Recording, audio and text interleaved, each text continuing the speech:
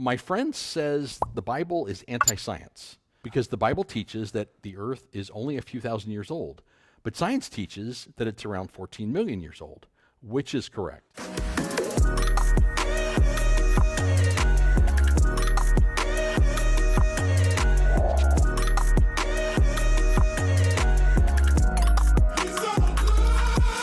A friend of mine, Frank Turek, always likes to joke that what I can tell you is that it's at least 45 years old.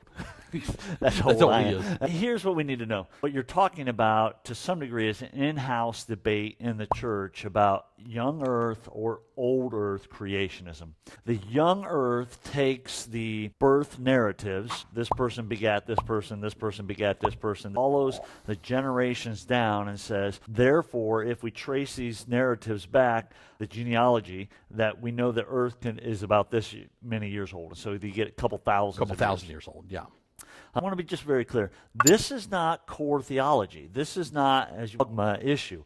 What we do know is that the earth was created, and so you don't see any of the sides arguing, did God do it? What you see is, how old is it? But the point here is that I would say to people that often when you read genealogies, not just in Scripture, but at the time of the Old Testament writings, there's gaps. So we probably don't actually have a complete genealogical record. I'm much more on the old earth creation side. There's no conflict at all between Scripture and science. The Bible was not meant to be a scientific textbook telling us how old that the earth was. When someone comes to me and says, hey, I think the earth's 14 million years old, I go, great. I have no reason to disagree. I'm not asking the Bible to do something it did not intend to do. Key point is that God did it. So in the in-house debate, I'm much more of an old creationist. The key thing there is that God did it. That's a bad argument to make if you're saying that the Bible's anti-scientific. You got a comment? First of all, I just want to really hammer home, this is just a doctrinal idea. It is not the core element of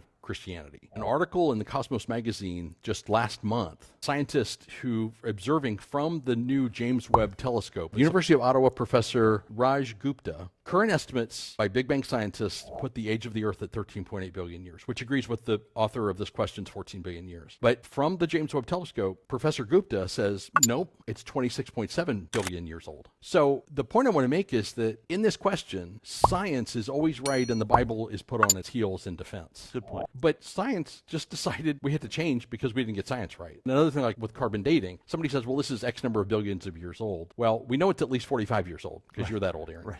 We have no way of going back and verifying carbon dating is correct. And here, even with the dating of the universe, they just doubled it on a whim because new data. So science is not always exactly, precisely correct. Science is attempting to understand what God created. But what God created. It's here.